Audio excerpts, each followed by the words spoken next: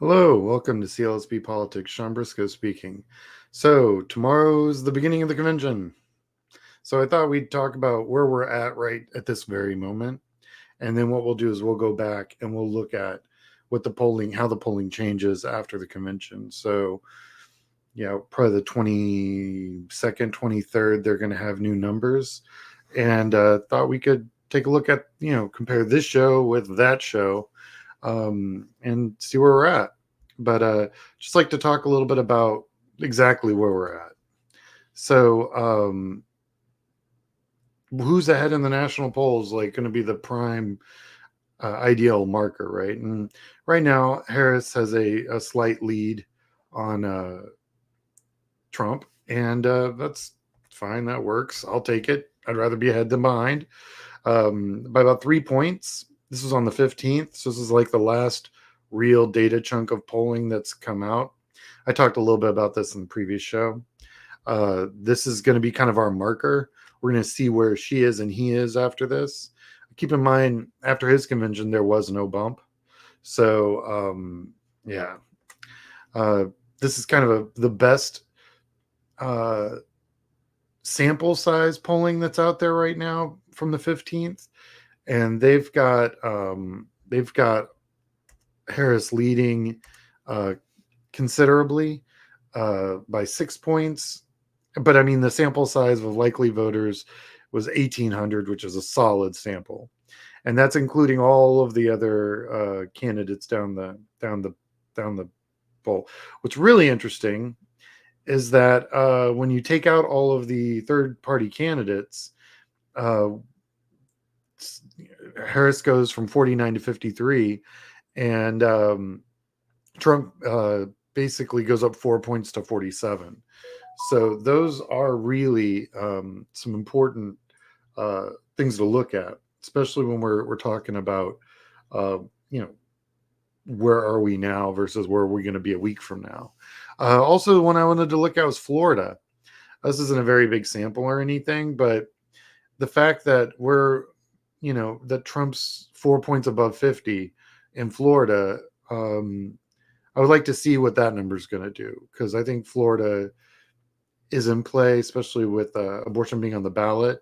I think these are all, of course, likely voter polls, so that'll change a bit because I think we're in for a lot of unlikely voters, kind of like when Obama ran. There were voters coming out of the woodwork that no one even knew existed. So the likely voter data was way off, whereas the registered voter data was much more spot on. And I think that's what we're going to find in this cycle, a much more spot on registered voter number than anything. I also want to talk demographics a little bit. It's not something I deal with a lot, but I think it's pertinent to this coming election. So right there at the top, I've got where South Korea was in 1955, agrarian, non-industrialized country, right?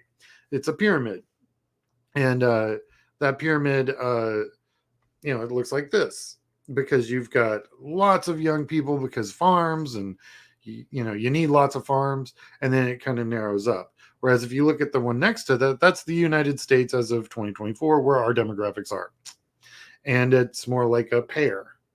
Not as many young people, and it varies, but I'd like to go over this just a little bit because I think this will be pertinent to the election on who's running. So what you've got the silent, the boomers, the Gen X, millennials, and the Zoomers, right? Okay. So the silent generation, of course, is anyone born, 1930 to 40, right? They're, you know, older and just attrition. They're passing, and moving on. So and then you've got the boomers, which were the largest generation in the history of our country until the millennials. I'm Gen X. I'm the highlighted one right there in the middle. We're right between the two largest generations in the history of our country, and our music's better. So, whatever. Anyway, the millennials are huge. They're everyone that was born between 85 and '05, really.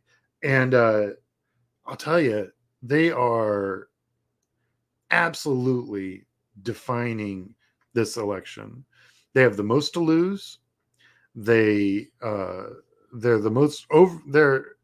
They're the highest educated, most underemployed generation in the history of our country, because the Gen X were, and now they are, because there's just more of them. But they don't they can't afford a house. Uh, their jobs don't pay them enough. Um, you know, honestly, the Gen X has been waiting for the boomers to leave the workforce our entire lives. We're now 50, and and because there were so many boomers, the cost of labor was kept artificially down. So we spent our entire most profitable years of our lives not being able to make enough money. Whereas now the millennials are right behind us, and I've already seen this in the work I do. There just isn't anyone left that does the kind of campaigning and that a lot of the people I learned from are retired or dead. So, and now there's a bunch of millennials below us that have never had to build out field programs for canvassing or anything, like, because most of their experience has been in phones and social media, electronic, what I call virtual canvassing. And that's because the smartphones are getting too smart, just isn't really a viable option anymore. So the millennials, and also they're voting, and they what's really interesting is you really start paying attention to politics in your late 20s and into your 30s, which is where they're at.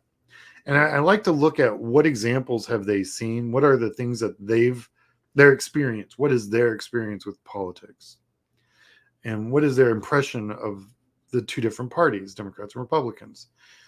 Well, like, their impression is like Obama, probably the earliest, real president they were paying attention to.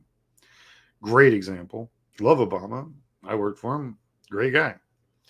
And then every Republican example they have is, quite frankly, garbage.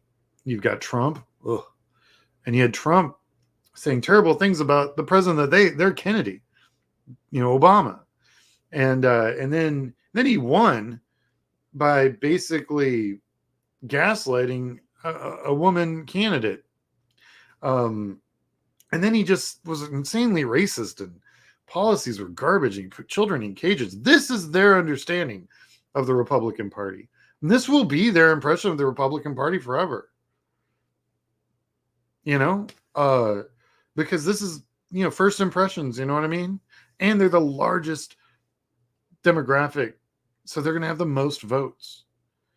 What they know about the Republican Party is the Republican Party is taking their rights away. I mean, how is that a thing? That's their impression, and that's where they're going to be for a very long time.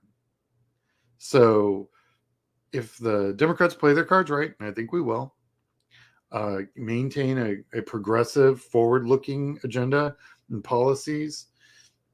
Let's try not to start any wars. Stay out of the ones that are already started. I think that the Democratic Party is going to, for decades, will be in a much stronger position, and I think that's going to continue. I mean, demographics don't really lie that. I mean, this is where we're at. So the convention's tomorrow. I thought it was really interesting. I was reading an article, and I pulled some of the information for that. And one of the things that I learned is that this convention, I'll blow this up for everybody, the DNC will live stream proceedings across more than a dozen platforms, including, of course, their convention website, but also on YouTube and on X. They're going to have vertical streams across TikTok and Instagram and various different YouTube subgroups, so that everything works with mobile phones, because, quite honestly, as we all know, everyone gets their news from this little device here. So I think this is an incredibly forward-looking and a great way. So I was going to list all the places you could watch the convention. I think you're going to be able to watch the convention from every place. There's not going to be any place that you won't be able to. So, yay. That's great. I mean, for political nerds like me, that's the best. I honestly couldn't ask for better. Well, anyway, I wanted to keep this short.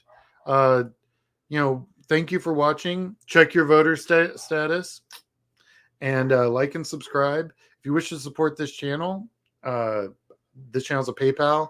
It's CLSB Politics. All donations are appreciated. And I just hope everyone has a good day and hope everyone enjoys the convention. You have a good one.